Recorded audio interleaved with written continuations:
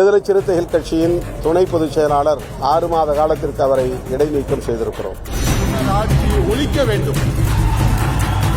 அண்மை காலமாக பல்வேறு நிகழ்வுகளில் அல்லது சமூக ஊடகங்களில் தன்னுடைய கருத்துக்களை பதிவிட்டதன் மூலம் கட்சியின் நன்மதிப்புக்கும் நம்பகத்தன்மைக்கும் பாதிப்பை ஏற்படுத்தும் ஒரு சூழல் உருவானது. மன்னர் பரம்பரையை உருவாக்க தமிழகம் இனி ஒருபொழுதும் இடம் தராது.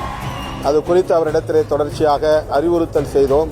ஆனாலும் கூட அவருடைய அண்மை நிகழ்வின் பேச்சு கட்சியின் நன்மதிப்புக்கும் தலைமையின் நம்பகத்தன்மைக்கும் எதிராக அமைந்திருந்த சூழலில்தான் கட்சியின் முன்னணி தலைவர்கள் தலைமை நிர்வாகத்தை சார்ந்தவர்களோடு கலந்தாய்வு செய்து 6 மாத காலத்திற்கு அவரை இடைநீக்கம் செய்திருக்கிறோம். மன்னர் பரம்பரையை உருவாக்க தமிழகம் இனி ஒருபொழுதும் இடம் தராது.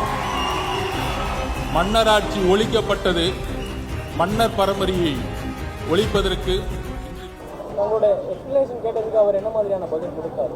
கட்சியோட அனுமதிப்புக்கு பங்கு விளைவிக்கிற மாதிரி இல்லை, அது இன்னுமே தான் அவர் அதுக்கு கொடுப்பார். இப்போ நாங்கள் 6 மாத காலம் சஸ்பென்ஷன் பண்ணியிருந்தோம்னா அவர் எங்களை அப்ரோச் பண்ணுறதுக்கு அது ஒரு ஸ்பேஸ் இருக்குது.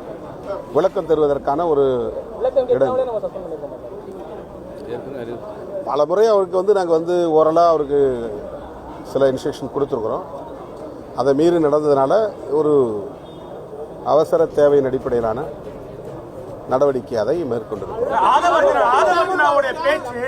ஆதவர்ஜனாவுடைய தொடர்ந்த சர்ச்சையான பேச்சு திமுக விசிக கூட்டணியில ஏதாவது நெருக்கடி ஏற்பட்டுச்சா?